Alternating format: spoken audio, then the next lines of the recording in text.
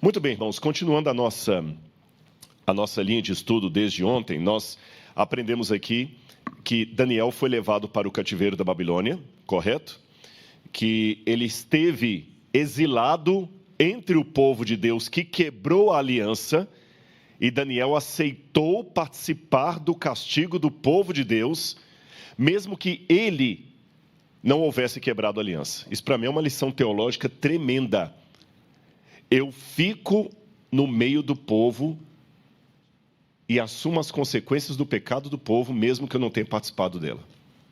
E quando eu orar por esse povo intercedendo, eu me incluo, como diz o livro de Santificação, eu me identifico com o Israel realmente pecador. Hoje nós vamos conhecer um pouquinho mais o que aconteceu antes do cativeiro da Babilônia. Vocês sabem, Nabucodonosor teve 3 intercursos em Jerusalém. A gente não sabe se ele esteve pessoalmente nos 3, ou se, em alguma das vezes, ele apenas enviou o exército babilônico. E alguns acreditam que Nabucodonosor só esteve em Jerusalém uma vez. Nas outras vezes, ele mandou o exército deles. E a primeira foi em 606 ou 605 a.C., e a última, que foi a pior, foi em 587 ou 586. Depois eu explico por que essa dubiedade assim, de um ano, onde o templo foi destruído e a cidade foi destruída. Agora, o que aconteceu antes do cativeiro? Uma observação que eu tenho com relação aos nossos estudos bíblicos é a seguinte: eu vou gastar 1 minuto ou 2 aqui para explicar para vocês um método de interpretação bíblica que eu estou desenvolvendo. O nome, por enquanto, é horroroso, porque eu não arrumei um nome melhor para colocar. Estou aberto a sugestões. Eu chamo de teologia físico-contextual. O que é teologia físico-contextual? É colocar a Bíblia dentro do seu contexto histórico. Quando eu comecei a estudar arqueologia em Israel, eu fui com aquela ideia, que não é errada, mas ela é incompleta, que a arqueologia comprova as histórias da Bíblia. Muito bem, realmente, tem muita história da Bíblia que você consegue confirmar pela pá do arqueólogo. Mas depois de trabalhar tanto com arqueologia, eu descobri que esta é a menor das tarefas. Ela é importante, ela tem o seu lugar, mas ela não é a tarefa principal da arqueologia. Uma das principais tarefas da arqueologia é hermenêutica. A arqueologia coloca a Bíblia dentro de um contexto. Quem já foi ao MAB e esteve comigo ali em alguma explicação, ou com o pessoal, percebe que ali a Bíblia fica dentro de um contexto. Eu noto que nos nossos estudos bíblicos, e nada de errado com isso, apenas uma sugestão para que talvez melhoremos a abordagem, nós damos muito data e evento. Por exemplo, quando ensinamos Daniel capítulo 2, aí falamos, 606, Babilônia, 538, Medo-Pérsia, 331, Pérsia, Grécia, e assim por diante. Colocamos o ano e o país, o ano e o país. Mas o que aconteceu? Qual que era o contexto em que viveu o profeta? A gente consegue aprofundar ainda mais no texto bíblico quando vemos isso. E hoje de manhã eu quero propor esse exercício de teologia físico-contextual com vocês. Nós sabemos que Israel foi cativo da Babilônia por 70 anos. Mas o que aconteceu antes dos 70 anos? Como estava o mundo? Qual era a política da época? Se daqui a 2000 anos os nossos discursos virassem Bíblia, mas apresentando apenas uma parte da história. E alguns falavam assim, olha, há muita divisão nas igrejas e fora das igrejas, porque uns querem adotar uma política de esquerda, outro de direita. Todo mundo sabe do que significa isso. É uma disputa fora da igreja, da política, e alguns adotam radicalmente um lado de esquerda, outro da direita. Mas daqui a 2000 anos... sem esse contexto, só essa frase, as pessoas iam tentar entender o que é direita, o que é esquerda. Compreende? Se eu disser para os irmãos aqui, hoje eu estou morto de cansado, ninguém vai franzir a testa, mas daqui a 2000 anos vão se perguntar como é que um morto se cansa. Então, expressões idiomáticas, geografia, história, datas, nomes históricos, perfazem 80% da Bíblia. 20% da Bíblia são doutrinas. 80% é história. E para entender bem os 20% de doutrina da Bíblia, eu tenho que entender bem os 20% de história. Se o Espírito Santo colocou isso ali, tem uma razão. Então vamos lá. O que aconteceu antes do cativeiro da Babilônia? Vou dar um panorama histórico-cultural para os irmãos. Aí, essa parte verde que vocês estão vendo aí, é o antigo Oriente Médio, e você tem ali o que era o grande império da Assíria. A Síria foi um grande poder. E ela teve uma hegemonia enorme em todas essas áreas. Países que hoje seriam Egito, Jordânia, Israel, Irã, Iraque, todos fizeram parte, o Líbano, todos fizeram parte do antigo império da Síria. E eu vou destacar 3 cidades aí. Primeiro, Nínive, a capital do Império Assírio. Seria como se fosse Washington, D.C. hoje. E a Síria como se fosse os Estados Unidos da América, o maior poder bélico, militar e econômico do mundo. Todo mundo fazia parte do grande império dos assírios. Porém, havia 2 colônias assírias, que eu posso destacar aqui. Uma delas, Jerusalém, e a outra, Babilônia. Só que nesse meio tempo aconteceu uma coisa interessante. Essa cidade, essa colônia dominada pelos assírios, chamada Babilônia, estava crescendo assim, a passos largos. E aconteceu um episódio interessante. Antes de falar desse episódio, deixe-me mostrar para vocês o poder da Assíria. Jerusalém, que aparece logo aqui é Jerusalém. Essa mapinha que vocês estão vendo aqui é da cidade de Jerusalém. Desculpem que eu copiei da internet o mapa e eu tentei ampliá-lo, e como eu não sou bom em fazer desenhos gráficos, ele ficou um pouquinho pixelado, não é isso? Aí o pessoal ajuda depois para o pessoal de design gráfico fazer uma coisinha melhor. Mas aqui o professor preocupa mais com a didática do que com a beleza da coisa. Isso aqui é Jerusalém no tamanho proporcional à cidade de Nínive. Isso aqui seria Nínive. Ou, em outras palavras, Jerusalém tinha 160 acres. Nínive tinha 1.640 acres.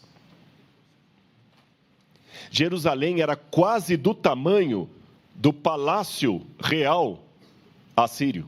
Ou seja, quase toda a cidade de Jerusalém cabia dentro do palácio real dos assírios. Era muito maior. Jerusalém, perto da Assíria, era como comparar Engenheiro Coelho com Campinas, quase. Muito maior. Muito maior. E agora vamos falar dos reis. A Assíria tinha o grande rei Salmanasar, que é quinto. Depois de Salmanasar, você tem Sargão II. Sargão II morre, aí vem Senaqueribe. Senaqueribe morre, vem Esarhadon. Depois de Esarhadon, vem Assurbanipal. Mas eu quero chamar a atenção para esses 2 aqui, Senaqueribe e Esarhadon. Estou dando a lista genealógica dos reis da Assíria. Aconteceu, a Bíblia fala da morte de Senaqueribe. Nós vamos ler a passagem bíblica daqui a pouquinho, mas só vou antecipar para os irmãos. A Bíblia diz, e não somente a Bíblia, isso é confirmado por achados arqueológicos, que o Senaqueribe, ele estava, depois que ele veio contra Judá e voltou para a sua terra, ele estava adorando num santuário particular dele, quando os seus 2 filhos o mataram com os próprios ídolos que ele estava adorando. Em função disso, esses filhos que assassinaram o pai não puderam assumir o poder. Quem subiu ao poder no lugar de Senaqueribe foi Esarhadon. Agora aconteceu uma coisa interessante. Enquanto Esarhadon estava assumindo o poder, estava começando o neo-império babilônico, com destaque do primeiro rei do neo-império babilônico, Nabopolassar. E depois o seu filho, Nabucodonosor II, que é o Nabucodonosor que vai encontrar Daniel. Só que Esarhadon se converteu ao principal deus da religião babilônica. Vocês conhecem a história de Constantino, quando ele pretensamente se tornou cristão e deu muitas benesses ao cristianismo. Depois de Constantino, o cristianismo só foi crescendo, se tornando cada vez mais forte, mais político, mais poderoso e até mais perigoso. Isso que aconteceu com Constantino em relação ao cristianismo, aconteceu com Esarhadon na época babilônica. Ele era assírio, mas se converteu ao Deus da Babilônia. Então, aquilo que os cristãos ganharam de benesses com a conversão de Constantino, os babilônios ganharam com a conversão de Esarhaddon. Eu quero que os irmãos leiam comigo Isaías capítulo 37, versículo 37 e 38. Isaías 37, 37 a 38. É aquele texto que eu falei com vocês da morte de Senaqueribe. A Bíblia diz assim: Então Senaqueribe, rei da Assíria, levantou o acampamento e foi embora, voltou para Nínive e por lá ficou. Certo dia, enquanto ele estava adorando no templo do seu deus Nimroc, os seus filhos Adrameleque e Sarezer o mataram à espada. Depois fugiram para a terra de Ararat. E Esarhaddon, filho de Senaqueribe, reinou em seu lugar. Irmãos, isso que está aqui em Isaías é repetido no livro de 2 Reis e 2 Crônicas. Agora, olha que interessante, se você ler o contexto, a Bíblia fala que quem permitiu a morte de Senaqueribe foi o Deus de Israel, pelo que ele fez do ataque a Judá. Mas, fora do ambiente judaico, isso foi atribuído a Marduk. Quem o matou foi Marduk. Deixa eu só contar uma coisinha rápida para vocês. Lembram quando o Estado Islâmico estava tocando terror lá no Oriente Médio? O Estado Islâmico, o ISIS? Eles destruíram uma mesquita que era em homenagem ao profeta Jonas. E quando eles explodiram a mesquita, descobriu-se por acidente depois da explosão que debaixo da mesquita tinha um templo abandonado da época assíria. E esse templo provavelmente era o santuário particular aonde aonde Senaqueribe ia para orar. Ou seja, uma tragédia, um ataque terrorista acabou, entre aspas, beneficiando a arqueologia. Descobriu-se o provável lugar onde esse episódio aconteceu. Agora vejam como os deuses são oportunistas. Essa estela que vocês estão vendo aí é uma estela de Nabonido, o rei da Babilônia, o penúltimo rei da Babilônia, onde ele relembra como o deus Marduk matou o Senaqueribe através dos seus filhos. Marduk, o principal deus da Babilônia. Lembram que em Isaías 45 já havia a profecia da vinda de Ciro, o persa, para libertar os judeus? Olha que ironia. Lá no Museu do NASP a gente tem uma cópia desse cilindro de Ciro. Até Ciro, que foi chamado por Isaías de Messias, Ciro também se converteu ao deus Marduk. Lembram que ontem eu fiz um paralelo, e você em casa que não assistiu, eu sugiro assistir a palestra de ontem também. Aí você vai entender algumas relações que eu estou fazendo hoje. Eu fiz uma comparação aqui, que seria como se o Deus de Israel, em termos de popularidade, é como se o Deus de Israel fosse TV Novo Tempo, a TV dos Adventistas, vamos dizer assim, e o Marduk fosse a CNN. Por que eu fiz essa comparação? Porque a TV dos Adventistas, fazemos o nosso melhor, mas ela não tem o potencial financeiro, de estrutura da CNN. É lógico que o Deus de Israel é o único Deus, nem é o melhor dos deuses, ele é o único. Mas em termos de popularidade, os irmãos entenderam a comparação? Em termos de popularidade, se você perguntasse para muita gente, quem que é o Deus de Israel? Eu não sei. Quem que é Marduk? Isso eu sei. Marduk era muito mais divulgado, Marduk era muito mais querido. Marduk era um Deus que todo mundo queria adorar. E sabe por quê? Qual que era a força de um Deus do passado? Um Deus que fosse forte, poderoso, que tivesse mulheres e filhos. Ora, na cultura do Oriente Médio, quanto mais mulheres e filhos um homem tiver, mais rico ele se torna. Por isso que os reis tinham um grande harém. Aí vem o Deus de Israel e é solteirão.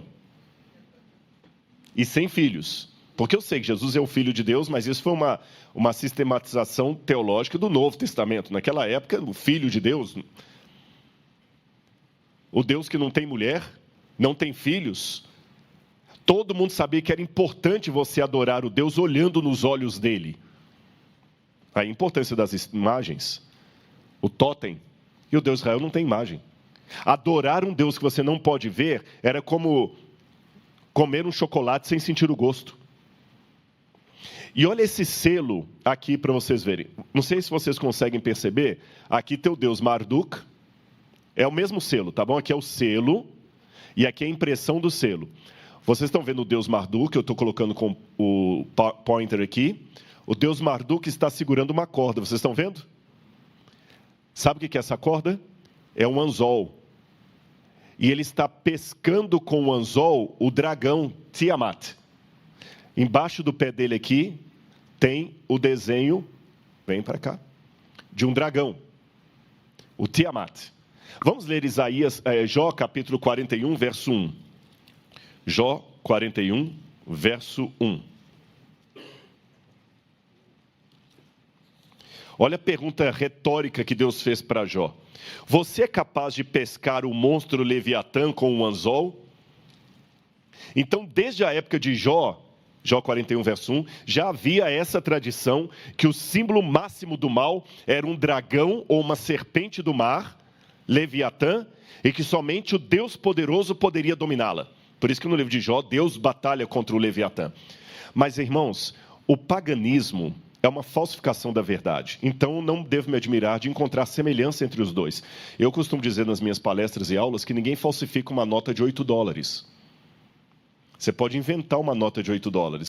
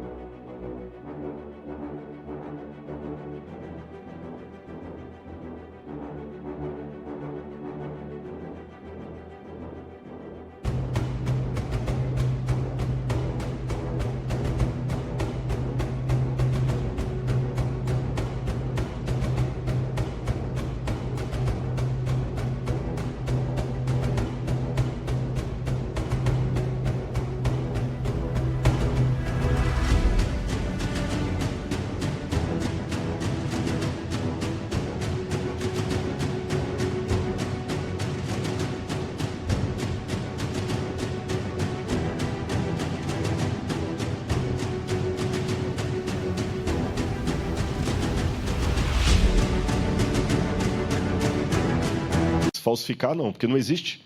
Você só falsifica o que existe. E a característica do falso é imitar o verdadeiro. Então Deus, o Deus poderoso, por isso que no Apocalipse é ele que derruba o dragão, a antiga serpente. Mas na cultura pagã, quem pescava o Tiamat, ou o dragão, era Marduk. Olha aqui essa propaganda do rei da Assíria. Como eu falei com vocês, eu não vou ler todos os textos. Isaías 40, depois vocês podem ler Jeremias 29. Eles mostram que a sorte do rei da Assíria estava nas mãos do Deus de Israel.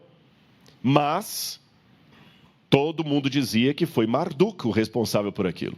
Eu quero fazer só uma comparação para vocês. Essa pedra que está aí, tá bem? Essa pedra aqui é uma inscrição de Esarhaddon, falando de algo a respeito do deus Marduk. Deixa eu contar para vocês. O Esarhaddon contava, vou resumir isso aqui, que os babilônios permitiram, por uma incompetência administrativa, que os inimigos chegassem na Babilônia, tirassem a estátua de Marduk e levassem para outro lugar. O pecado dos babilônios foi permitir que a estátua de Marduk saísse da sua terra. Por causa disso, Marduk puniu os babilônios e os tornou uma colônia da Assíria. Essa era a ideia. E a estátua de Marduk era levada por vários países, e Marduk ficou irado com isso, porque o lugar dele era na Babilônia. Era como tirar a Caaba de Meca, ou tirar a mesquita de Al-Aqsa de Jerusalém. Era lá que ele deveria ser adorado. Então ele ficou irado contra os babilônios. Isso está fora da Bíblia. Então, uma das coisas que o Senaqueribe faz, que o Esarhaddon faz, quando ele se converte ao deus Marduk, é trazer de volta a estátua de Marduk para a Babilônia e mandar fazer ídolos dos deuses babilônios, espalhar esses ídolos. E de acordo com a profecia e a teologia dos assírios, essa obra, essa incumbência de fazer ídolos e espalhá-los pelo mundo, foi dada a Esarhaddon pelos deuses. Os irmãos compreenderam o contexto? Então Esarhaddon acreditava piamente que os deuses lhe deram um chamado, uma incumbência, levar a estátua de Marduk de volta para o seu lugar e fazer muitos ídolos. Eu pergunto, será que Isaías tinha conhecimento disso aqui? Olha que interessante essa comparação de Isaías 40, versículos 18 a 25, com aquele texto que eu mostrei para vocês, a pedra no slide anterior, tá bem? Isaías disse assim: com quem vocês querem comparar a Deus? Com que imagem vocês o podem confrontar? Quanto à imagem, esta é moldada pelo artífice. Depois o ourives a reveste de ouro e forja correntes de prata para ela. Será que vocês não sabem? Será que vocês não ouviram? Será que isso não lhes foi anunciado desde o princípio? Vocês não entenderam isso desde a fundação do mundo? Vocês não atentaram para os fundamentos da terra? Com quem vocês vão me comparar? A quem eu seria igual? Quando eu leio isso em Isaías, do ponto de vista da teologia físico-contextual, eu pergunto aqui, a quem Isaías estava respondendo? Porque Isaías está fazendo uma tese, inspirado por Deus, é claro, mas é uma tese. Eu sei que tem um departamento jurídico aqui. Se você monta uma peça jurídica, você está respondendo a uma acusação, a uma demanda jurídica do outro lado. Então, os oráculos proféticos também estavam respondendo do outro lado. E o que o outro lado dizia? Aí que eu volto para essa pedra aqui que eu mostrei para vocês e pego a tradução dela. Olha o que Esarhaddon dizia. De quem é o direito, ó grandes deuses, de criar deuses e deusas em lugar de onde o homem não ousa invadir? Esta tarefa de reforma das estátuas, que vocês constantemente me atribuem pelo oráculo, é difícil. A confecção de imagens de deusas e deusas é seu direito, está em suas mãos. Então eu imploro a vocês, criem os deuses e dotem os artesãos habilidosos que vocês encomendaram para completar essa tarefa com um entendimento tão elevado quanto Ea, o seu Criador. Ensinem-lhes habilidades por meio de sua palavra exaltada, fazer com que todo o seu trabalho seja bem sucedido através da arte de Ninshku, que é outro nome para Ea. Vocês perceberam então?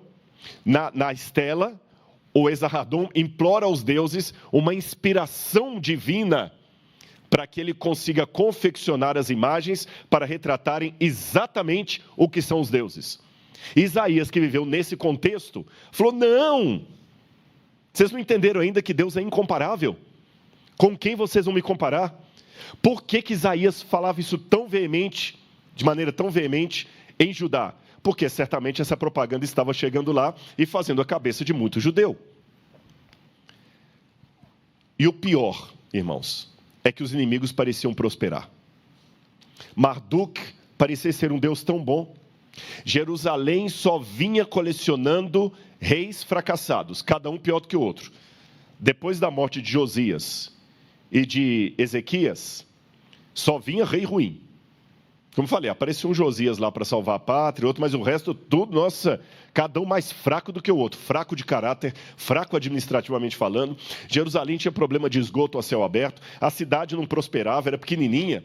Aí você olhava para a cidade abençoada por Marduk, olha, 10 vezes maior do que Jerusalém. Olhava para a força bélica dos assírios, milhares de vezes maior do que a dos judeus. Olhava para o dinheiro que os assírios tinham, muito mais potente do que os nossos. Jerusalém, irmãos, eu fiquei assim, não é decepcionado, mas surpreendido, quando eu fiz uma comparação entre o templo de Salomão em Jerusalém e os templos pagãos.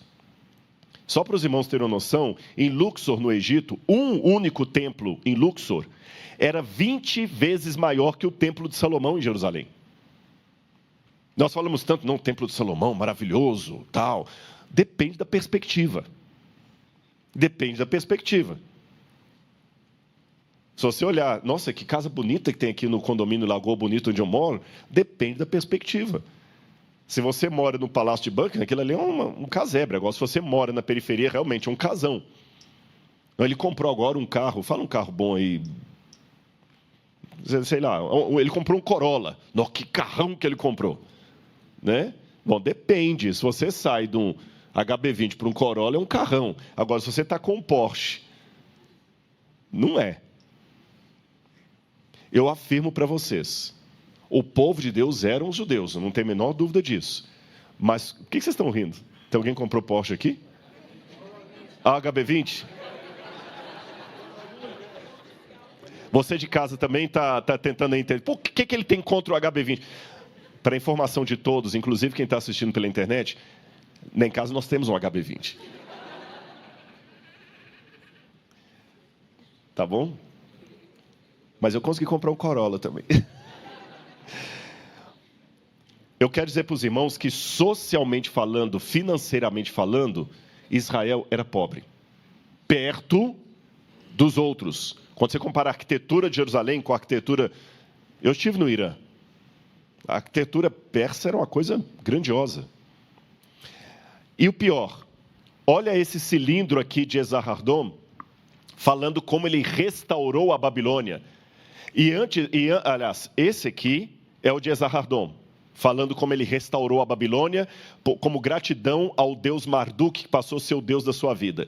E esse aqui é o cilindro de Senaqueribe, falando que ele prendeu Ezequias em Jerusalém como se prende um pássaro numa gaiola, e ele não pôde resistir. Olha a humilhação. Os anais de Esarhaddon, ele fala que ele convocou os reis ainda para poder mandarem dinheiro para ele reconstruir os templos de Marduk. Imagina que até dinheiro de Jerusalém foi para fora para construir templo para Marduk. Imagina ter que tirar uma parte dos fundos da divisão sul-americana para ajudar a construir um templo pagão. E você é obrigado a fazer isso, não tem outra alternativa. E mais uma vez, olha o Marduk ali, olha, poderoso, em cima de uma serpente do mar, ou um dragão. Mas é interessante que Isaías insiste num evento escatológico. Naquele dia, com a sua espada terrível, grande e forte, o Senhor castigará o Leviatã, a serpente feroz, o Leviatã, serpente sinuosa. Ele matará o monstro que está no mar. Naquele dia, o Senhor dirá, cantem a respeito da vinha deliciosa. Isaías 27, 1 e 2. Isaías joga para o futuro, ele fala... Calma, vocês estão olhando muito para o presente. Eu sei que hoje parece que Marduk é melhor, parece que Marduk é mais gracioso, parece que Marduk tem mais poder. Mas calma, coloquem a cabeça de vocês no futuro. Eu fico feliz, sem nenhum bairrismo, que nós nos chamemos adventistas.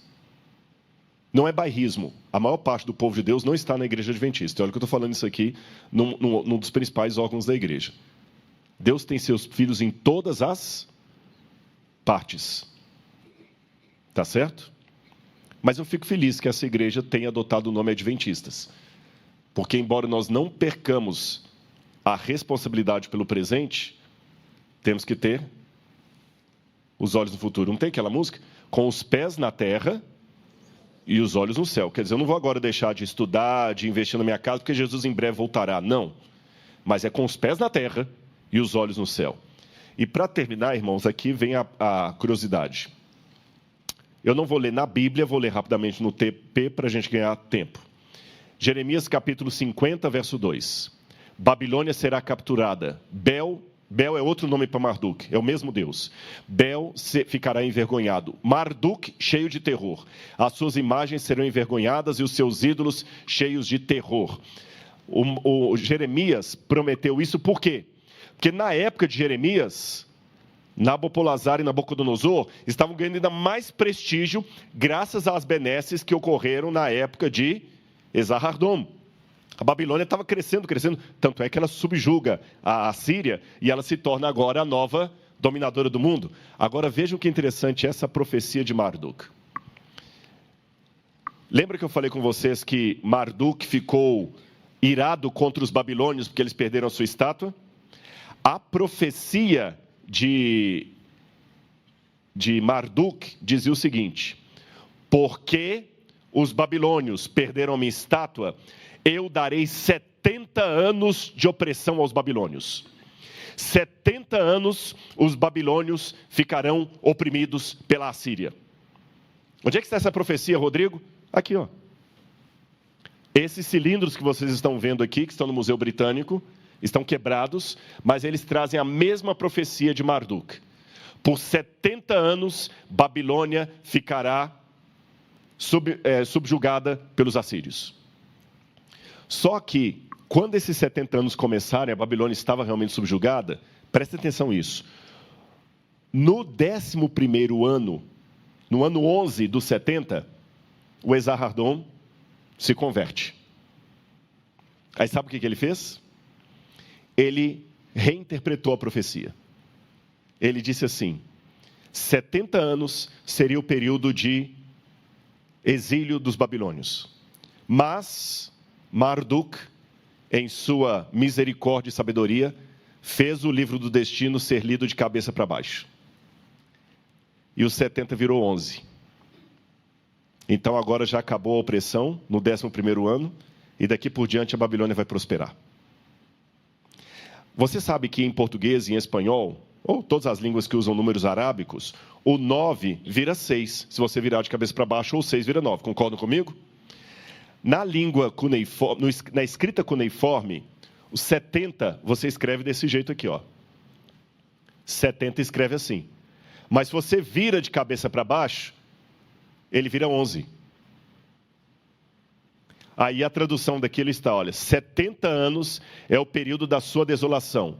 Contudo, ele, Marduk, escreveu de cabeça para baixo no livro do destino. Mas o misericordioso Marduk, no momento em que seu coração estava em descanso, virou o livro de cabeça para baixo, e no 11º ano ele ordenou a sua restauração de Babilônia. Então, naquela época de Jeremias, quando falava de 70 anos, todo mundo pensava em quê? No progresso dos babilônios. Os 70 anos que eram de desolação, pela misericórdia de Marduk, viraram agora anos de prosperidade. Como é bom os 70 anos de Marduk. Aí você sabe, Marduk era tão bom, tão fascinante, que qual era a tentação do povo? O mito da grama mais verde. Na minha opinião, foi nesse contexto que Deus então fala a Jeremias.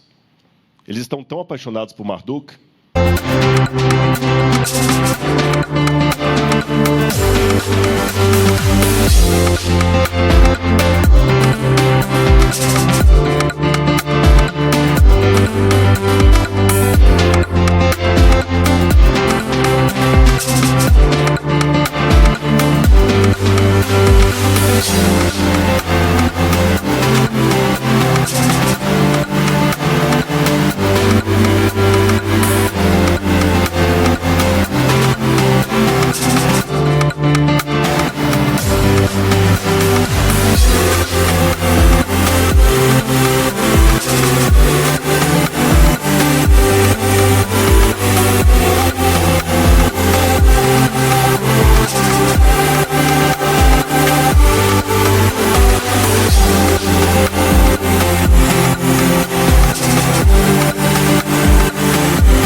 Pela Babilônia?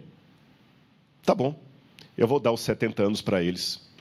Já que eles gostam tanto da Babilônia e acham bonito o Marduk da prosperidade da Babilônia, eles vão contribuir para essa prosperidade.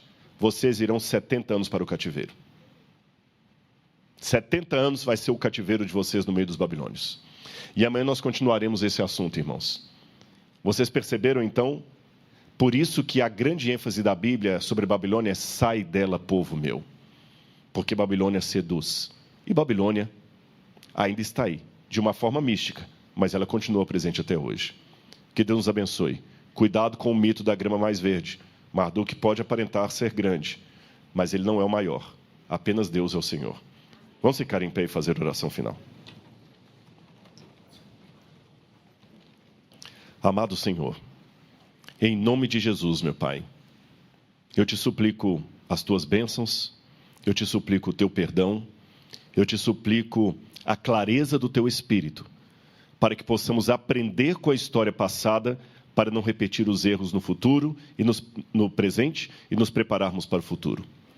Dá-nos um dia agradável de trabalho na tua presença e que possamos honrar o teu nome com o nosso comportamento, nossas atitudes e pensamentos. Em nome de Jesus. Amém, Senhor. Que Deus abençoe a todos. Obrigado.